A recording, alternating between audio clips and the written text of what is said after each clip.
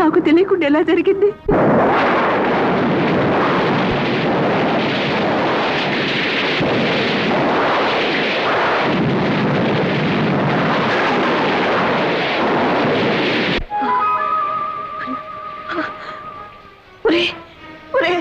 అన్యాయం జరిగిపోయిందిరా. ఏం జరిగిందమ్మా? ఆ కవల పిల్లలో ఒక పిల్ల పాతం కప్పి చనిపోయిందిరా. ఈ విషయం దానికి తెలుసమ్మా? దానికి తెలీదు. మగతిగా నిద్రపోతుంది. తెలివి వచ్చి ఆ విషయం దానికి తెలిసిందంటే తట్టుకోలేదురా. ఏం చేయాలో నాకు అర్థం కావటం లేదే.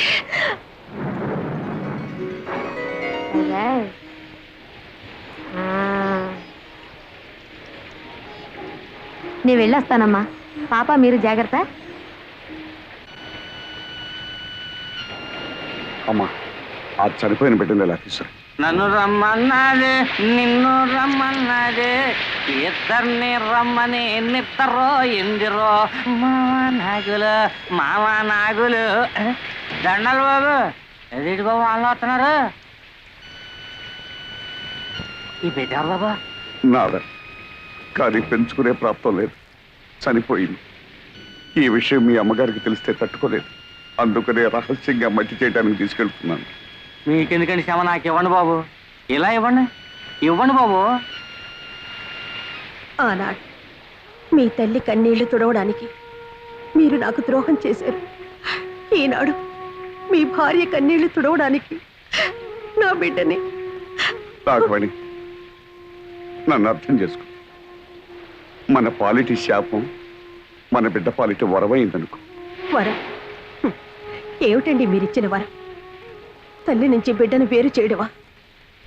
కన్న తండ్రి కన్న బిడ్డకి కన్న తల్లి ఎవరో తెలియకుండా పెంచడమా? నాగమణి, నీకెలాగూ సంఘంలో స్థానం కల్పించలేకపోయాను. కనీసం మన బిడ్డకైనా కల్పించి చేసిన తప్పును దిద్దుకొని. నా బిడ్డ ఎంతటి స్థానంలో ఉన్నా కూడా నాకు అమ్మ అని పిలిపించుకునే రాత ఇక ఉండదు కదండి. ఎందుకు నాగమణి బాధపడతా? నేనేమైనా పరాయి ఊరు తీసుకెళ్తున్నానా? నీ కళ్ళ ముందే పెరుగుతుందిగా.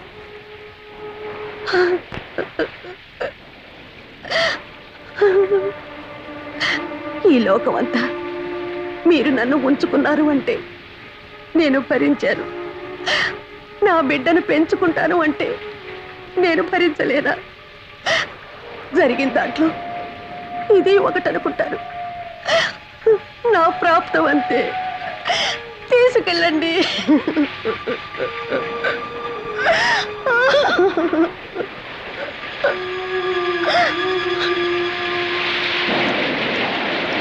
నన్ను రమ్మన్నది ఇద్దరిని. ఓ బిడ్డ పాచి పెట్టాను, ఇంకో బిడ్డ చేతిలో. అంటే నాగమే. అయ్యగారండి, అదేడు బాబు అలా జడుచుకున్నారు? నేనేం దియ్యాను కాదు బాబు, గొండప్పనే.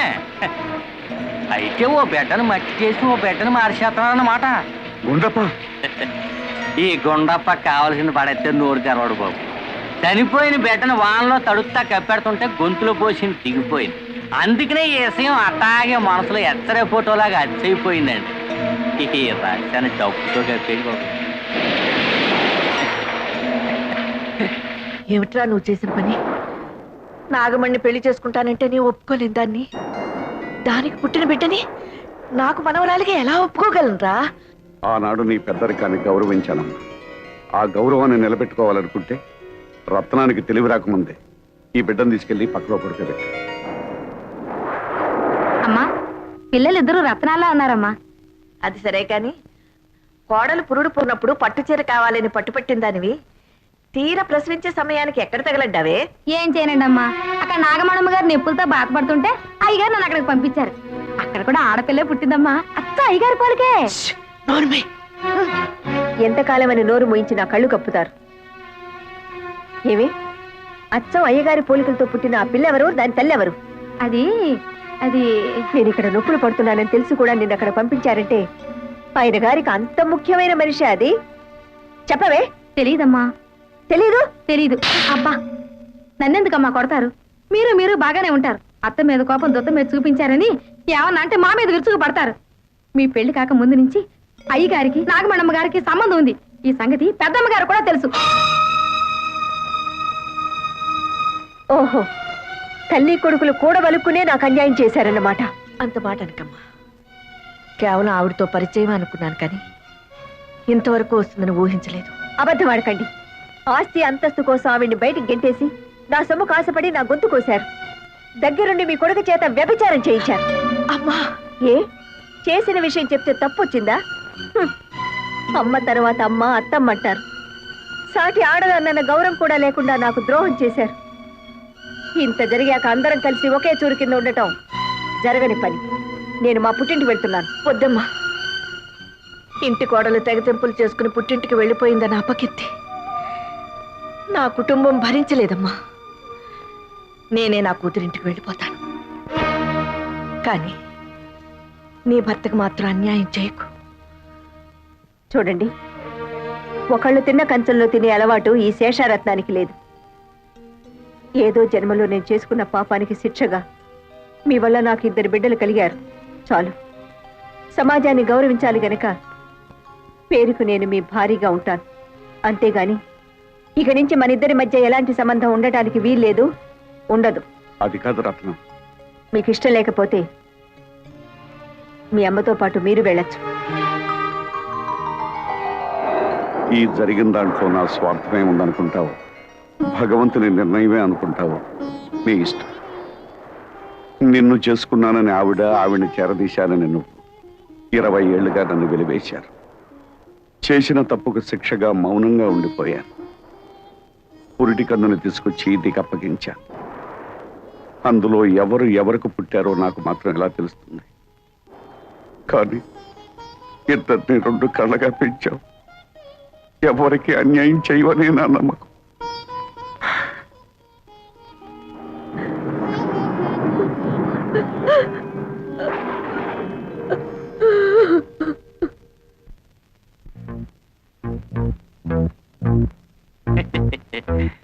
ఆహా, మాట మీద నిలబడే మనుషులంటే నాకు చాలా గౌరవం అండి.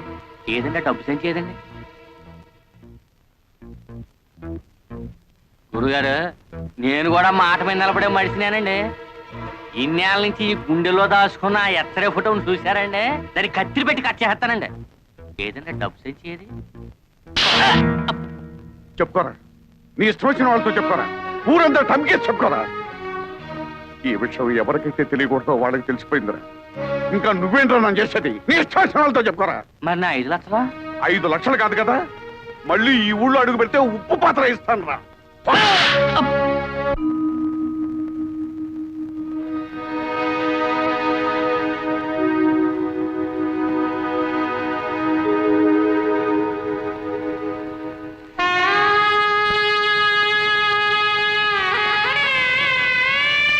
నువ్వు ఇంకా బాధపడాల్సిన అవసరం లేదు.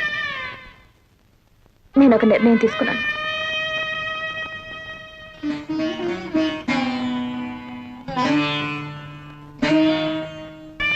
ఈ ఇంట్లోంచి వెళ్ళిపోదాం అనుకుంటున్నాను.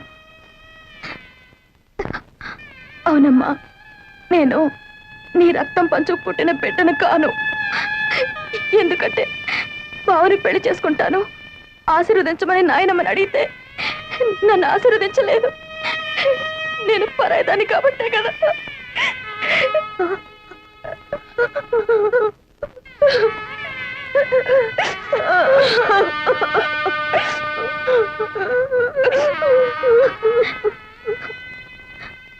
ఇన్నాళ్ళు నన్ను కన్న తల్లిలాగా పెంచినందుకు నీ రుణం ఎలా తీర్చుకోవాలో నాకు తెలియడం లేదప్పా.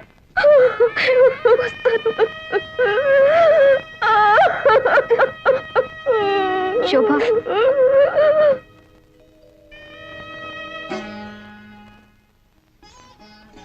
ఏమిటా నిర్ణయం? నాయనమ్మ నిన్ను ఆశీర్వదించకపోవడానికి కారణం బావ గురించి నీకన్నా ముందు నేను చెప్పాను. అందుకే అమ్మకు జరిగిన అన్యాయమే మనకు కూడా జరగకూడదన్న అయోమయంలో నిన్ను ఆశీర్వదించలేదమ్మో. అంత మాత్రం చేత నువ్వు కూతురు కాదనుకుంటే నేను కాకపోయిండొచ్చుగా.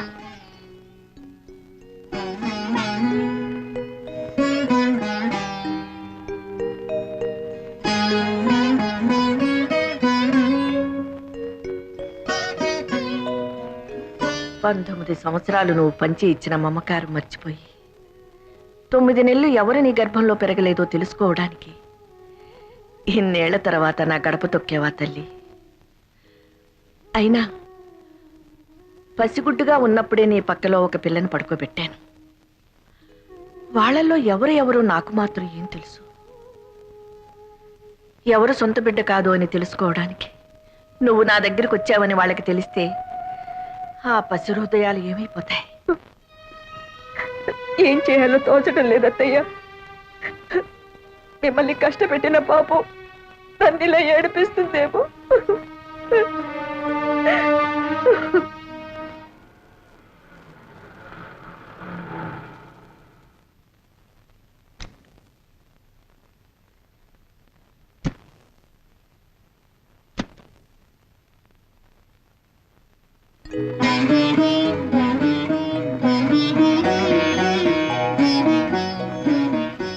లోపలికి రావచ్చా? రాకూడదు. వస్తానంటే వద్దనడం సంస్కారం కాదు. ఇది సంస్కారాలు ఇల్లు కాదులేమ్మా. సరే, వచ్చిన పని చెప్తాం. మేం జానకి రామయ్య గారి పిల్లలం. మా ఇద్దరికి తండ్రి ఒకరే, తల్లులే వేరు. ఇందులో మీరు మాలో ఎవరికి తల్లి? తెలిస్తే ఏం చేస్తారు? గుండెల్లో లేని ప్రేమని బలవంతంగా గొంతు దాకా తెచ్చుకొని అమ్మా అని పిలుస్తారా? ఇన్నాళ్ళు తల్లికి దూరంగా పెరిగినందుకు విధిని నిందిస్తారా? ఒకటి మాత్రం నిజం, ఎవరికైనా తల్లి అనేది సత్యం, తండ్రి అనేది నమ్మకం.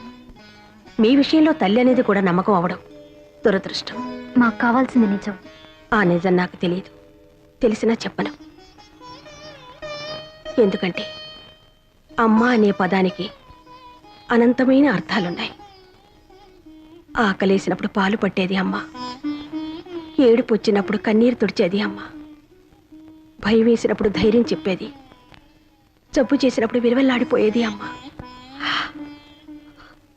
నేను మీలో ఒకరికి రక్తం పంచానేమో, కానీ ఆ తల్లి జీవితాన్ని పంచింది. కేవలం 9 నెలలు కడుపులో మోసిన నేరానికి 19 ఏళ్లు పెంచిన తల్లిని గుండెల మీద తన్ని రావడం మాతృద్రోహం. వెళ్ళండమ్మా, ఆ మహాతల్లి మీ తల్లి. వెళ్ళండి. నాకు అదృష్టం లేదు.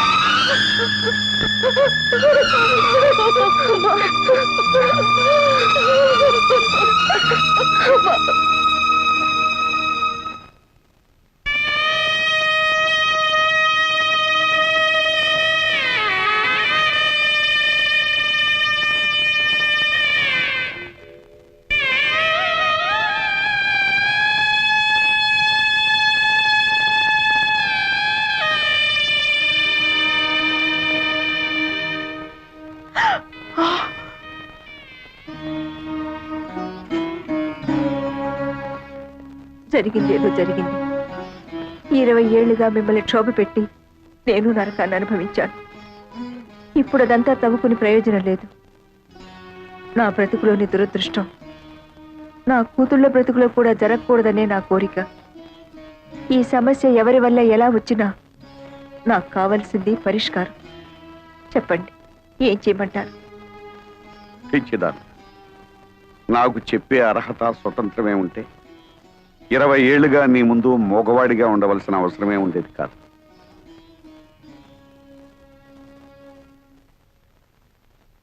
అత్తయ్య, మీరైనా చెప్పండి, నన్నేం చేయమంటారు? బ్రతుకు చివరిలో ఉన్నదాన్ని నాకేం తెలుస్తుందమ్మా? బ్రతుకు మొదట్లో అడుగు పెట్టబోతున్న వాళ్ళనే అడుగు. భగవంతుడా, నాకు పిచ్చెక్కిపోతుంది. నేనేటో తెలుసుకోలేకపోతున్నాను. అమ్మ శోభ, మీరేం పసిపిల్లలు కారు. ఈ సమస్య కొని తెచ్చుకుంది మీరు. దీనికి పరిష్కారం కూడా మీరే తెలుసుకోండి. నా వల్ల కాదు. నా వల్ల కాదు.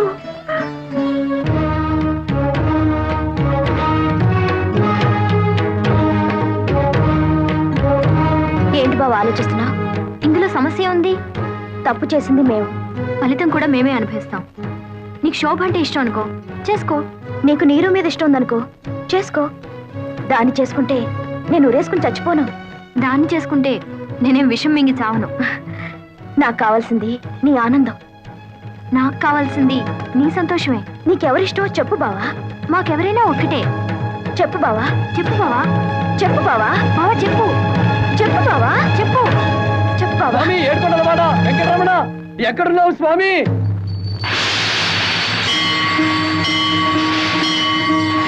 నాకు దారి చూపించు స్వామి. రానాయన, నీకోసమే ఎదురు చూస్తున్నాను. నా కోసం ఎదురు చూస్తున్నావా? అవును నాయన, నీకోసమే. నా కోసం నువ్వెదురు చూడటం ఏమిటి స్వామి? నువ్వు దేవుడివి, నేను మామూలు మానవుణ్ణి. వెంకటేశ్వరరావు, ఇద్దరు ఆడవాళ్ల మధ్య ఇరుక్కున్న తర్వాత నరుడైనా నారాయణుడైనా ఒక్కటే నాయన. పాటలు తప్పవు. ఇంతకీ నా సమస్యకి పరిష్కారం ఏమిటి స్వామి? అది చెబుతావనే బాబు